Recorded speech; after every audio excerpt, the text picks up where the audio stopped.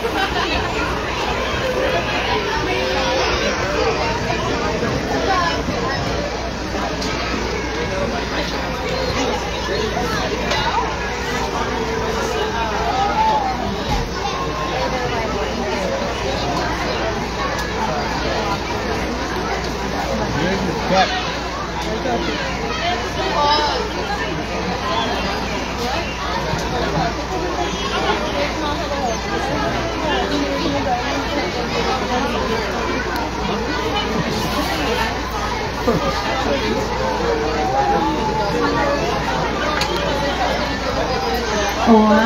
good afternoon, everybody.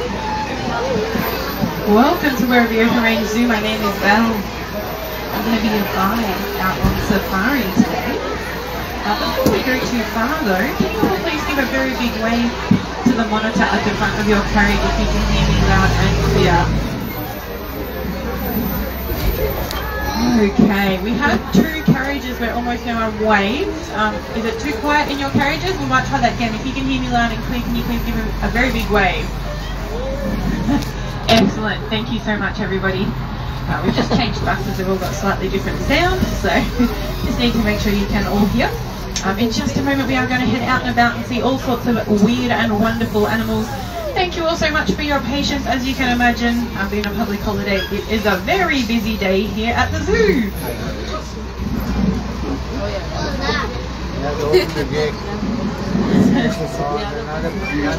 Now, just a few important things before we head out and about. It's really important that you stay sitting at all times while we're out on safari, even if the animals are on the other side of the bus or there's a good view, a good photo, sorry. Please just look from your seats. Keep your body parts inside the bus, hands, arms, toddlers, legs. All of these things will help keep you safe and also make sure everyone around you can see and that we don't scare the animals away from the bus. Pop away food and drink, except for water. Just save everything else for when we get back to the safari station. If you have an emergency in those back carriages where you can't just yell out to me, there is a contact phone number at the front up on the wall that will come through to me here in the cabin. Just save that for emergencies. So if you drop something, just let me know at the end of the tour. I'd actually suggest popping away loose items like hats and sunglasses and kids' toys. We can't stop to get anything back that is dropped, even mobile phones. So it is a good idea to take your photos with your hands in the bus, just so that you don't lose your phone and it gets stomped on by a rhino. Alrighty, well thank you all for listening so carefully. Most important thing is that you have a wonderful time out on safari today, meeting all of our amazing animals here at Werribee Zoo. So sit back and relax and let's go on safari. So we are visiting 3 areas today: our grasslands, our waterhole woodland and our African savanna. Do we have any zoo members on board today? Give me a big wave if you're a zoo member. Oh, quite a few of you. Welcome back. If you are a regular visitor to the zoo, like our zoo members, you may notice a few changes on the right-hand side. So the animals that we usually see on the right here, we might be able to spot on the river road up the top. But the reason why we've got empty space into the right-hand side is that all of this is about to become part of the brand new 22-hectare elephant sanctuary that they're building over the next 18 months. So once that's finished, the elephants from Melbourne Zoo will be moving to us here at Werribee. And all that space out to the right-hand side and well beyond where all of those big rocks are in the field, that's all going to become part of the elephant sanctuary. So it'll be really exciting when that's finished. The first animal that we'll see as we come around the next corner, you can spot out in the middle. They are scimitar-horned oryx. They're a really pretty looking animal. They get their name because their horn is curved like the scimitar sword. And they're actually right at the start of their fighting extinction journey. So they are technically still extinct in the wild. But around 7 or 8 years ago they released some small groups out into some semi-wild areas in a country called Chad. And their numbers have been slowly increasing each year. So that's exciting. Hopefully one day they will become a really great news story with much bigger wild populations.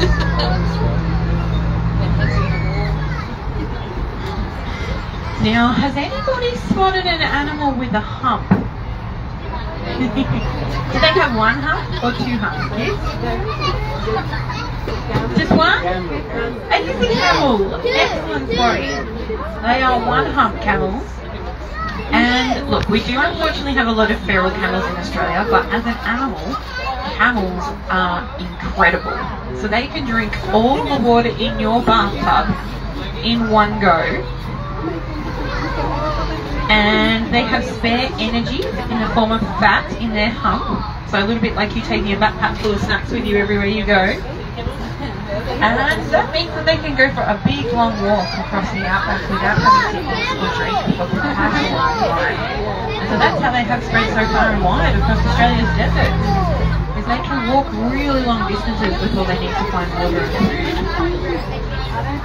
They're really pretty cool animals, lots of adaptations for hot areas. Now the reason, or one of the things that their hump helps with, by having all their fat in their hump, notice their legs are pretty lean. So unlike us, when we put on fat, we seem to accumulate it all down our limbs and around our tummies, everywhere. They mostly accumulate their fat in their humps. And that means they can still have that stored energy, that spare energy. But they don't get really hot around their important organs and extremities and things like that when they live in those really hot desert environments. Alrighty. Well, we are about to cross through a water crossing. Now sometimes you can even spot an animal in this water. See how you go. But I don't want you to stress if you don't see any animals, because this animal you spot on your walk around the zoo as well. So you're looking out for a big grey animal that loves the water and has a big wide jaw. Any guesses? Hippopotamus! Hippopotamus! It is a hippopotamus. So if you're actually in for a treat. So they're going to be having a snooze on the left side of the bus. Once your carriage gets into the water, you should be able to see them off the water. See them nice and clearly out on the bank of the waterhole, getting a bit of sunshine. There they are. So this is mother and daughter. So the smaller of the two is Pansy. Stand up. She's fully grown now though. She's a little bit over 10. Can you see?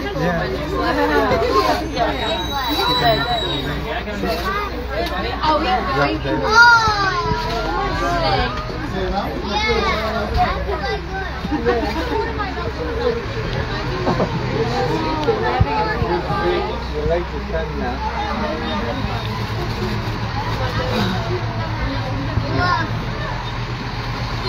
Now hippos can open their jaw up nearly 180 degrees. So what that looks like is if they stick their head up out of the water, they can put the bottom of their jaw or their mouth flat to one side and the top nearly flat out to the other, which is pretty impressive. It's a really strong jaw as well. So they're not only really cool animals, they're actually really important animals. So they do help to shape the landscape around them.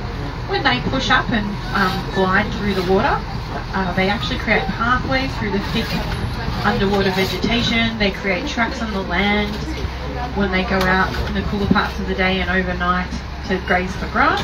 Quite often that's where the rain runs, the water runs after the rain. And so when a hippopotamus starts to disappear from the landscape, the whole ecosystem can start to change, and that affects all the other animals. So that's why it's really important that hippos are protected, not just for themselves, but for all the other animals that live in those habitats and ecosystems with them.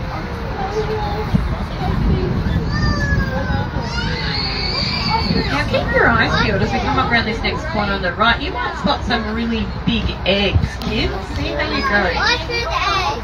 I see the egg. Leave it up. Right up. I see the duck. I see the duck.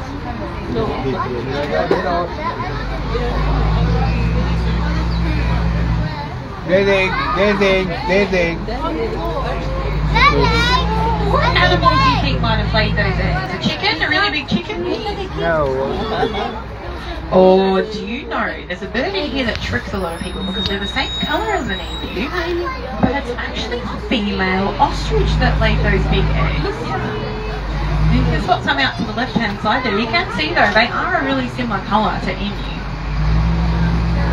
The boys though, they're a really different colour. We might spot some of them later on. But these lovely ladies, they sit on the nest during the day, so you can imagine they camouflage them pretty well with the ground, rocks, logs, twigs, that type of thing. And then the boys are actually a shiny black colour that we might spot down on the savannah, and they sit on the nest at night time. So they both camouflage in really well when it's their time to sit on the nest. Now it looks like most of the animals in here are hiding over the other side, so we'll see how we go. We hopefully will get a chance to spot them on their way back through, and we might head down towards our All bears. savannah. Bears. They're called bears. See the bears there? Oh, there we go. We've got the little Indian antelope over to the right-hand side. So looks like the keepers might have put out a bit of food for them. So they put the food in all different places. Sometimes it's a nice easy feed like this, but more often than not it gets spread out on the ground or it's hung up higher, or sometimes there could be something tasty in a treat. So they try and keep it interesting for the animals. So enrichment means fun and interesting things to do. And so all sorts of things can be enrichment, toys to play with, food toys, something new to have a splash around in, so a new water hole, or a big pile of dirt to climb on, or some sand to roll around in. The keepers do try and come up with different enrichment ideas. Alright, just a reminder to keep all your body parts inside the bus. We're going to be quite close to an ostrich on the right hand side, and they like to explore things with their mouth. They're very curious. Now pop that wing back inside, please.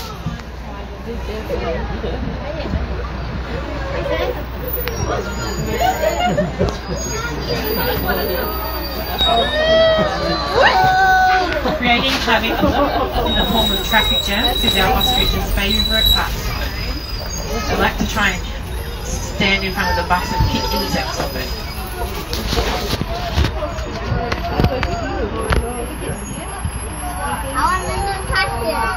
Alright, well we can head towards the savannah now. Keep your eyes out. We're going to cross over the Werribee River at the top of the hill. Watch out, you may spot the bison and the Mongolian wild horse, depending on what they're up to at the moment. And I'll let you all sit back and relax, have a bit of a chat amongst yourselves, and then when we start to get nearly on our savannah, we'll talk a little bit more about the animals that we see down there.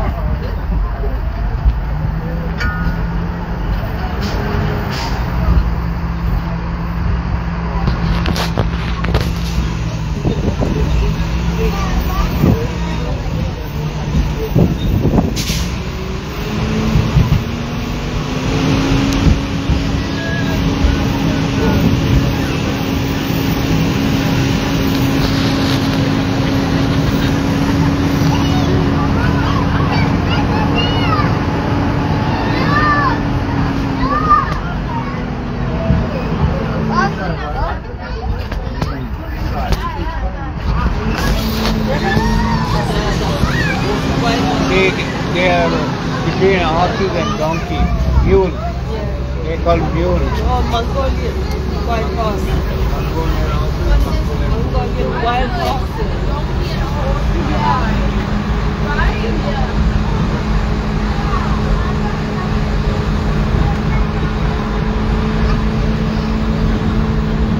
Look at the bison there, the bison. Yeah, the bison. See the bison? Can you see it, Oliver? Yeah. Yeah.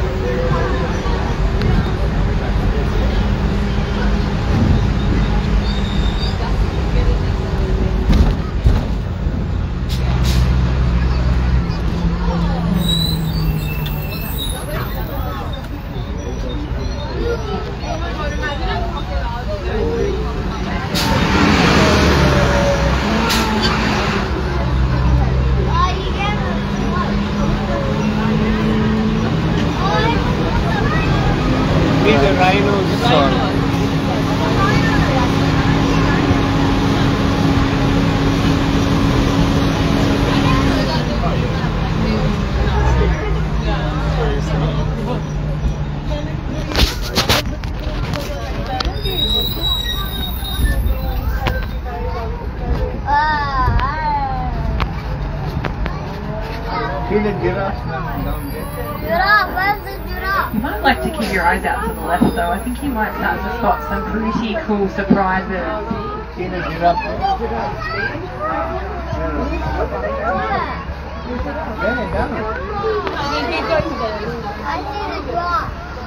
Yeah. That's where the other bus is. Walk, my friend.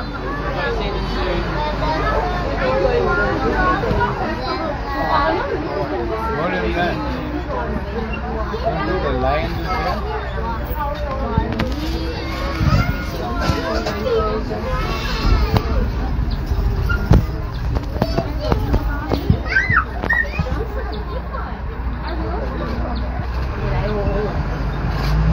What's the complex one?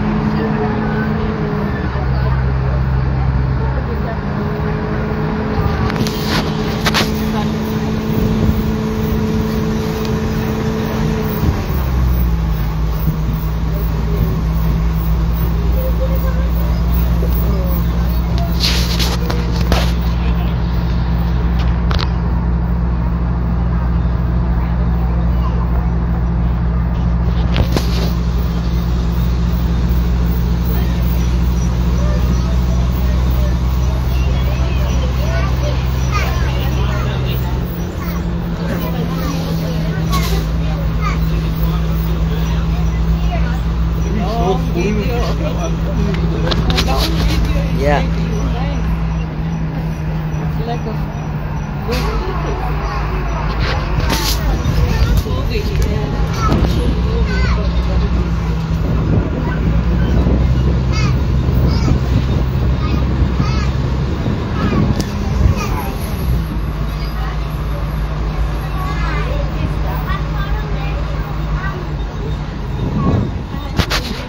Alright, well once we come around this next corner we've got some lovely views out to the left of the whole of our savannah. So it is the floodplain of the Werribee River. It's looking very lush and green at the moment after the rain over the last few weeks. Not that long ago it was pretty dry. This is what a lot of the grasslands in Africa would be like, quite seasonal rain.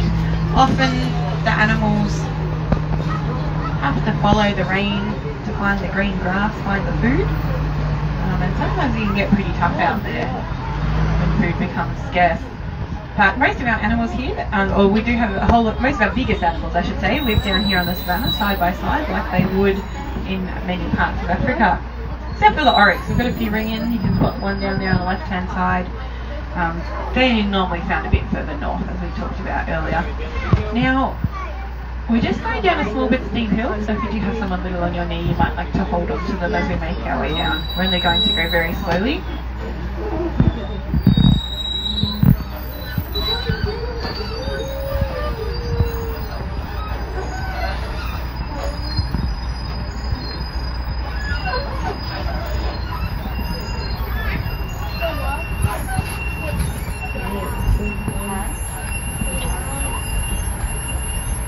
Well, welcome to our African savannah, everyone. Now, I do know a few of the biggest animals are right down the back, so we're going to make our way straight down there now, but we do have an animal to spot on the way, I think. So let's get going and see who we find.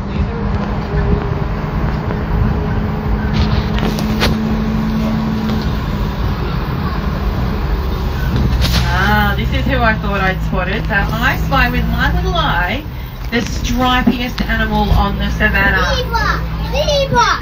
Zebra! You are all too good at this game. It is zebras.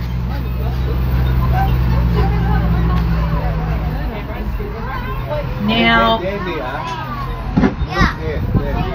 look, it's probably a long shot, but do any of you like baby zebras? You do? We've got 3 at the moment. So, keep your eyes peeled. We do have 3 babies amongst the zebra group. Zebra there. I think we've got at least one in this group. Yeah, we've got two. Two of our babies are into the left-hand side here. So a couple of months old now. See how their bodies are really tiny compared to the grown-ups, but their legs are almost basically exactly the same height. They've actually got legs nearly that long when they're born. They come out with tiny little bodies, but really long legs, and that means they can keep up with the grown-ups from when they're pretty much first born. Helps to keep them a bit safer by staying with the herd. Also, when they're really tiny and they're all legs, they actually can lean up against mum and they basically camouflage and disappear. All you see is a few extra legs poking out the bottom. Hey everybody, look! Zebra crossing! I haven't got to use that one for ages. So we do have another zebra baby somewhere around on the savannah, but I'm not sure where they are at the moment.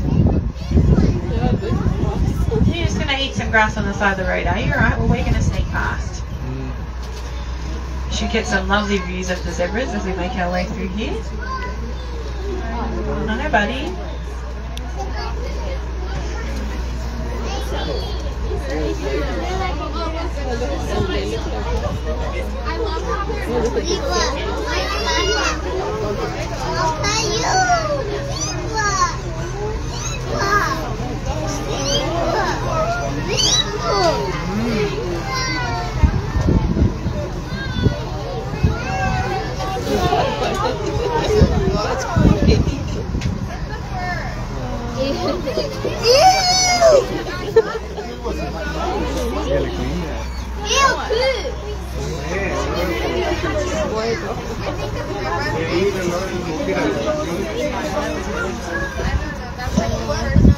Did anyone spot what colour a zebra's nose is? Black. Black. It is black. And black is that's a bit of a clue. That's actually the colour of their skin. So zebras are actually black with white stripes. So if you shaved away the vets had to shave away a little bit of the white fur, it's actually black underneath. Sometimes when they roll over on their tummy, that's a clue as well, because you can see their skin with their stripes being underneath their belly. But we have a few more animals to go and find. Yeah, ostrich. See the ostrich is there? Ostrich is a black one. Oh, remember we saw the female ostrich before? There's a male ostrich out to the right-hand side, so you can compare. See, they're quite different colours. Now, not only do those beautiful shiny black feathers help them camouflage it at night time, but they are also very impressive when the male ostrich do a dance for the ladies. Shake their tail feather, put their wings out to the side. Oh, they actually dancing over there.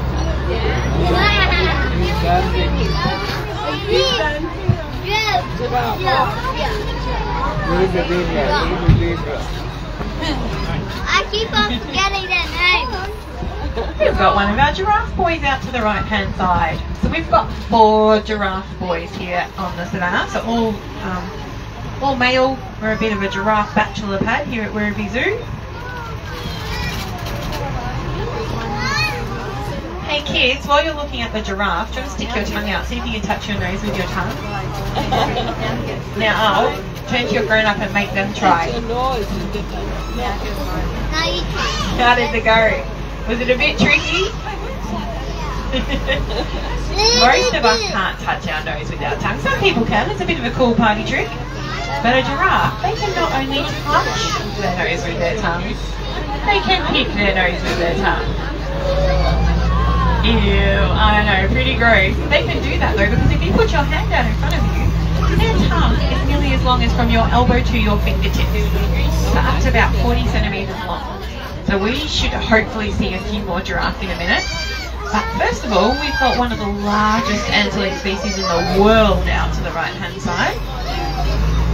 They are excellent jumpers. They can jump over the height of a grown-up on this bus. So around 1.8 metres high from standing still. But we'll get to see them again around the other side, because I can see that there's someone very tall who's about to steal the show as we come up around this next corner. But at the moment they're going to be on the left-hand side. No, Hey, buddy. Getting in lovely and close to us. So don't forget to keep your hands in the bus, please. We don't want to scare them away. There come the Yeah.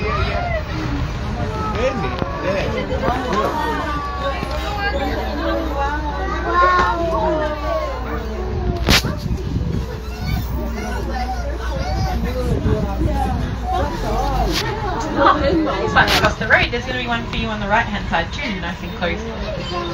See if you can spot what colour a giraffe's tongue is as we make our way past.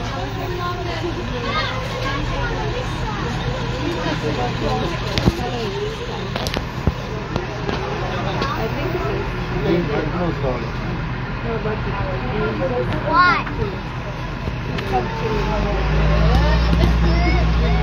Show me your tongue, giraffe. Now giraffe adapted really well to get food up high in the tree. Not so much down low.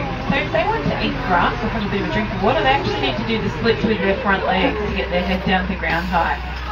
This one on the right looks like he's thinking about it. But we'll see what he... Oh, watch his tongue.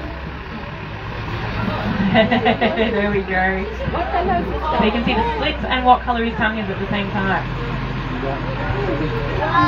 Was it purpley blue? Yeah. Purpley blue. Purpley. Does anyone know what colour, what a giraffe's favourite activity is? I think I know. It is eating. They eat all day long, up to around 18 hours a day. And that means their tongue is always in and out of their mouth. And you can't put sunscreen on your tongue because it would be a bit disgusting. So they actually think that lovely purple blue colour helps to stop their tongue from getting sunburnt.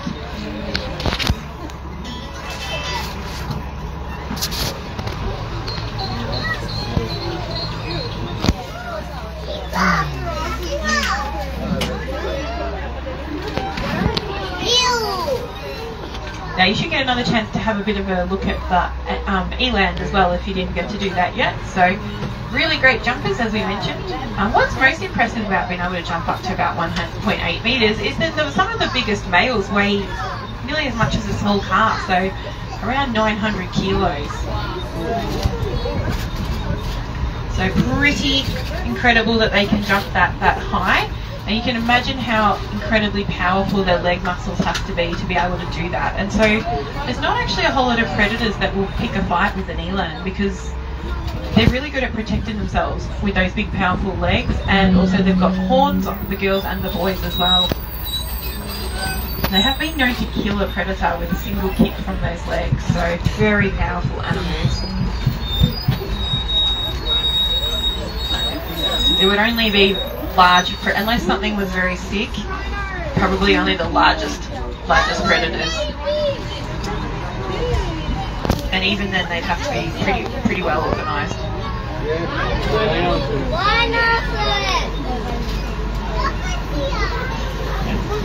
Alright, who likes rhinos? Excellent, well that's good because we're about to see 3 of them.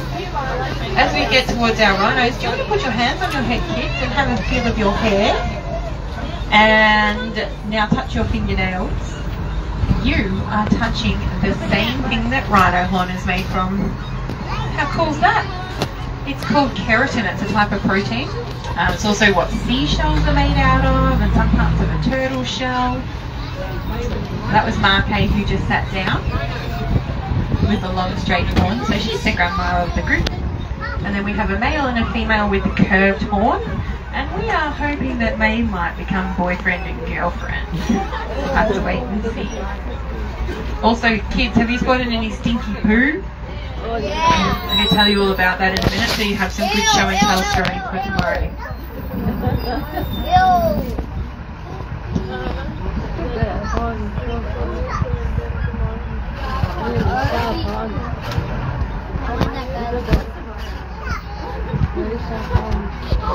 The rhinos look a bit muddy.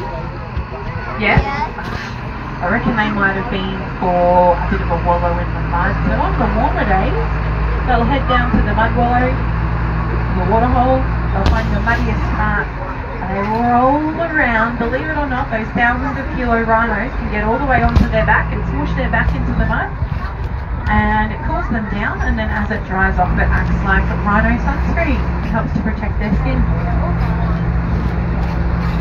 Now rhino poo is really important. Rhinos mark their territory with it, but lots of poo is actually really important and used by many animals. So quite often small animals like an ostrich, they will sit near the poo of a big animal like a rhino, because it makes a lot of sense to smell like a big animal instead of like yourself, and hopefully no predators come and investigate. And sometimes on a cold winter morning you come down here on the savannah and the ostrich are sitting smack bang in a stinky pile of poo because it's like an ostrich heater. So compost a little bit, it's nice and warm. Pretty disgusting. But carnivores are really clever too. So a lot of predators, they will roll around in the stinky poo of a herbivore, an animal that eats plants, and use that smell to try and sneak up on their dinner. And so because wild carnivores use poo, they do give it to our animals here at the zoo for enrichment. Do you remember what enrichment means? Fun and interesting things to do. Poo is their favourite kind of enrichment. They roll around in the poo. They smush their face into the poo. Sometimes they just stick their tongue out to take a little taste of the poo. Ew, I know, pretty gross. But pretty natural for a lot of animals to, well, taste wee and poo. And they quite frankly think it's very fun. Alright, well we do unfortunately need to farewell our animals, but you're going to get one lucky super close up look at our giraffe.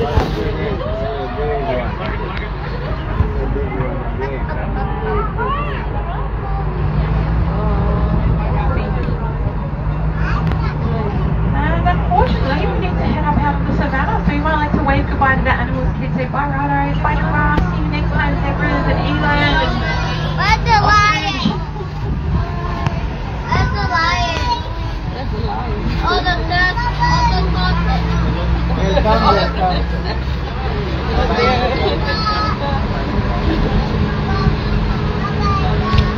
That's a meerkat.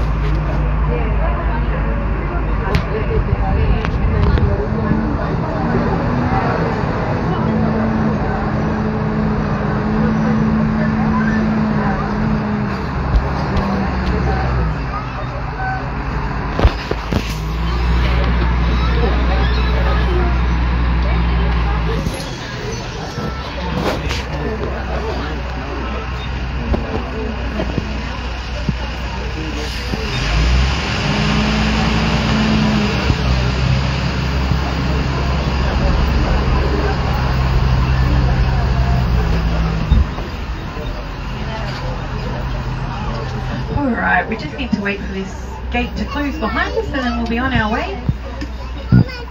When we do get moving again though, out to the right hand side, you will be able to spot a rather large shed. Now, what kind of animal do you think might need a really tall shed with a really tall door? It's an animal we've already seen. Yeah, giraffe. So keep your eyes out for the giraffe shed. Now, do you sometimes get cold at night time, kids? Yeah? Yes. Do you, maybe like in winter time, do you turn on the heater and snuggle up near it? Yes. Do you know our giraffe have heaters in their shed? So they're a bit spoiled on a and they also get midnight snacks, because do you remember what a giraffe's favourite activity is?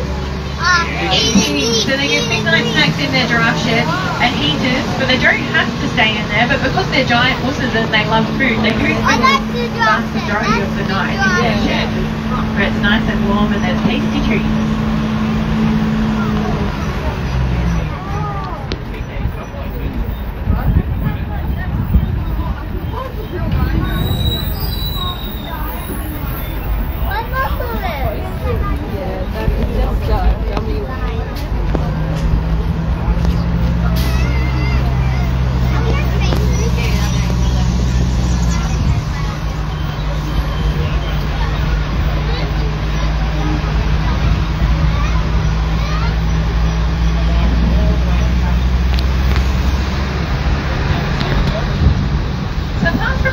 enrichment, one of the other things our keepers do with our animals is training. And so training is by choice. It's up to the animals if they participate.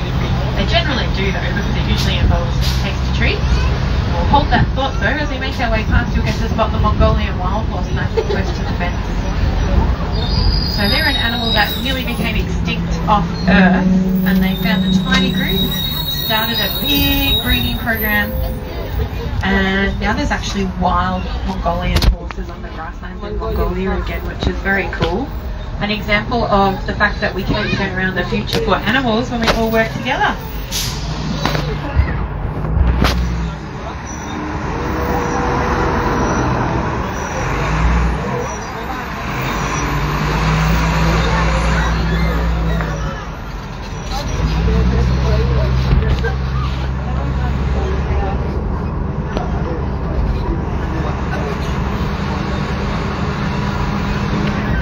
Now, the training by choice, usually, so enrichment is just for fun. So training can definitely be a type of enrichment.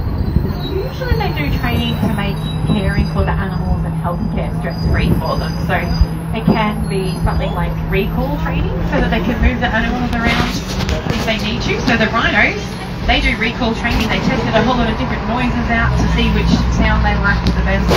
They ring the bell, and they'll trot along behind the youth and move into different areas. So you can imagine with a rhino, that's very important, because you cannot make a rhino do anything that they don't want to do. So by turning it into a bit of a fun game, makes it easy to get the rhinos where the keepers need to go. They quite often do target training with some of the larger animals like the giraffe and the camels. Giraffe, it's really great because it gives them a chance to see their nose. The target training is when they bring their face down, their nose down to a target, usually a ball on a stick. They get a bit of a treat. So with the giraffe, it gives them a chance to have a nice up close look at their eyes and their ears and their mouth. But it also means it makes it easy to turn an animal or lead them somewhere if they need to. So instead of it being a tricky thing, if you need to look at the left or the right hand side of the animal, especially when our keepers and our vets, depending on the animal, they always need to stay behind the barrier.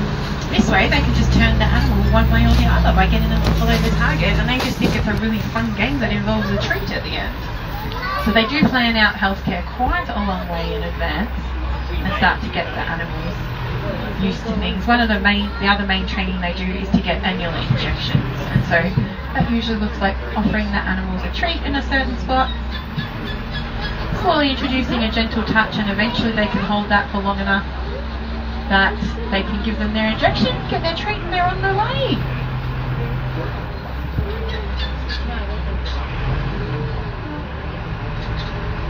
Stop it off street.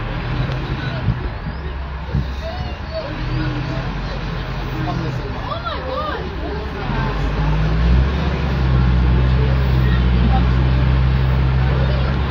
Cheeky ostrich.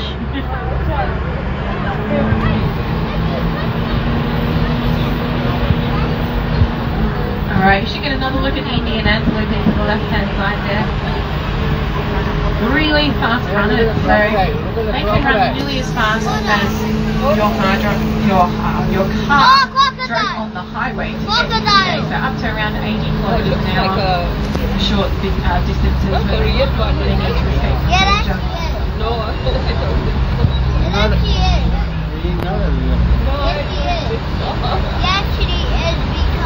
Well, I hope you all had a wonderful time out on safari today. We were very lucky we had all of the big animals were so close to the bus.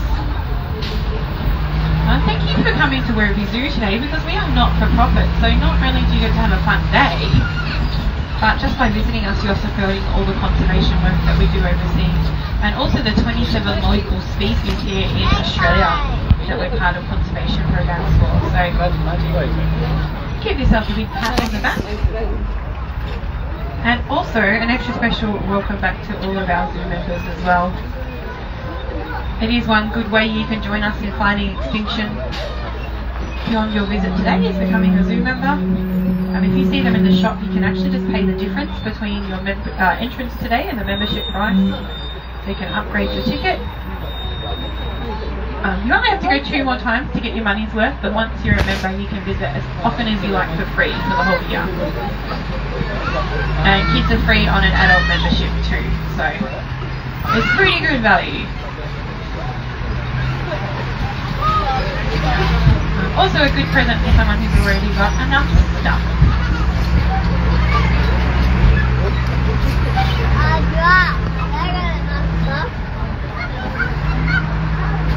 I should have said, sorry, you can visit all 3 zoos, not just Werribee. And Coyote as well.